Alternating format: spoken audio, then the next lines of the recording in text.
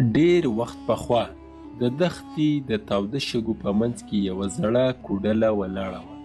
شاوخوا هر ځای د شګو سمندر و، خو د همدې کوډلې ترڅنګ یو زوړ سیوری لرونکې ونه ولاړه وه.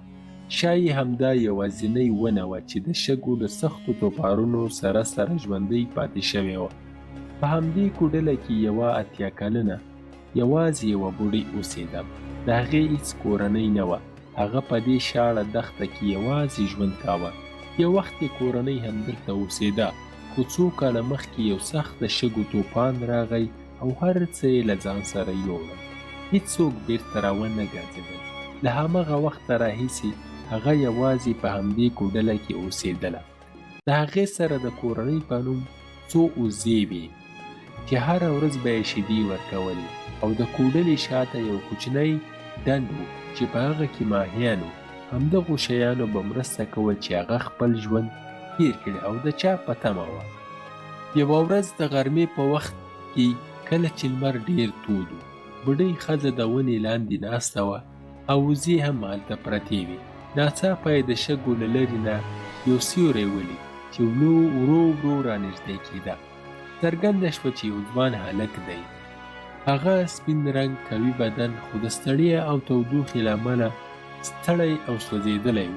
شونډې یې وچې وې او سترګې یې د تندې نه ډکې وې. هغه په ټال ټال د ونې سیوري ته ورسېد او ویې ویل: ادې لږ اوبه شته؟ ډېر تږی شوی یم. بوډۍ ښځې سر وښوراوه. هو زویه، ته کښېنه، زه به اوبه راوړم. هغه په ورو ورو د لکړې په مرسته کوډلې ته لاړه. د خټو لوښو کې یې اوبه راوړې او هلک ته یې ورکړې. هلک په یو ساه کې اوبه وڅښلې لکه ژوند چې یې بیرته راغی. بیا یې وویل: ایا زه نن شپه دلته پاتې کېدی شم؟ زه له لرې کلي نه راغلی یم، خو د ګرمۍ له امله ډېر ستړی شوی یم. بوډۍ لږه شېبه چوپه پاتې شوه، بیا موسکی شوه. ولې نه زویه، پاتې کېدی شې؟ زه هم دلته یوازې ژوند کوم، ته به راسره وې نو ښه به وي. هلک موسکی شو او کوډلې ته ننوت. ماښام شو. بوډۍ ښځه د ونې لاندې ډوډۍ پخول او هلک ورته کتل او په زړه کې یې بل څه روان. لږ وروسته هغې ته ډوډۍ او شیدې یې ورته ورکړې او دواړه یو ځای وخوړل.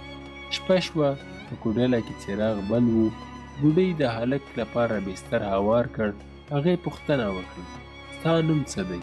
هلک وویل: ارجن. بوډۍ وویل: ډېر ښکلی نوم دی، راځه ویده شو. هغوی ویده شول، خو هلک ته خوب نه راغی. هغه ورو ورو پورته شو، د بوډۍ تر څنګ کېناست او هغې ته یې کتل. بیا یې د هغې پر سر لاس تېر کړ. کله چې احساس یې کړ چې ښایي ویښه شي، ژر یې بېرته خپل بستر ته ولاړ. سهار شو. هلک بهر راووت. بوډۍ ښځه ډوډۍ پخول. هغه د ډنډ خواته لاړ. بوډۍ ورته لار وښوده.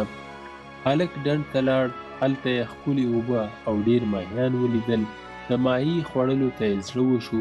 هماغه وخت بوډۍ هم راغله او ویې ویل: دلته یو لوی مار هم شته، پام کوه. هلک لږ وډار شو، خو بوډۍ موسکی شوه: زه ورسره عادت شوې یم. بیا هغې د ماهیانو نیولو جال راوړ او ماهیان یې ونیول.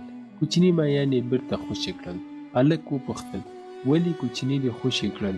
هغې وویل چې غټ شي بیا نور هم بیریږي. بیا هلک د هغې د ژوند پوښتنه وکړه. بوډۍ د 30 کاله پخوا د طوفان کیسه وکړه چې کورنۍ یې له منځه ورته وړې وه. د هغې سترګې له اوښکو ډکې شوې. هلک هغې ته تسلي ورکړه. وروسته همداسې پېښه دوام ورکړ تر هغه چې هلک یو راز کشف کړ. هغه ورځ کله چې بوډۍ د ځنګل په لور لاړه، هلک پټه هغه تعقیب کړه. هلته یې ولیدل چې بوډۍ د یو جادویي ډنډ ته ورسېده او کله چې اوبو ته ولوېده، یوه ښکلې ځوانه نجلۍ باندې بدله شوه. هلک حیران شو. نجلۍ ژړل: زه 30 کاله کېږي چې د خپل مېړه انتظار کوم. هلک وړاندې شو. د هغې لاس یې ونیو او دواړه اوبو ته ولوېدل. کله چې راووته، دا ځل نجلۍ بېرته بوډۍ نه شوه. هغې په حیرانۍ وویل: ایا ته امان یې؟ هلک وویل: هو. دواړو په ژړا سره یو بل ته غېږه ورکړه. څرګنده شوه چې دوی کوچنیوالي کې واده کړی و، خو طوفان بیل کړی و. نجلۍ خپله کیسه وکړه چې یوې جادوګرې پرې جادو کړی و. له ماښامه تر غرمې به بوډۍ وي او له غرمې تر ماښامه به ځوان. تر هغه چې میړه یې وپېژني او ورسره یو ځای اوبو ته ننوځي. نن دا جادو مات شو. ارجن وویل اوس به بیا خپل ژوند پیل کړو. د دښتې هوا ورو ورو چلېده. د لمر وروستۍ وړانګې پر ډنډ لګېدې او 30 کاله وروسته دوه زړونه بیا سره یو شول. د هغې ورځې وروسته دوی دواړه هلته یو ځای ژوند کاوه. هغه ډنډ نور یوازې اوبه نه وې بلکې د دوی د قسمت بدلونکې معجزه وه. که مو کیسه خوښه شوې زموږ یوټیوب چینل درسره سبسکرایب کړئ د نورو ویډیوګانو لپاره.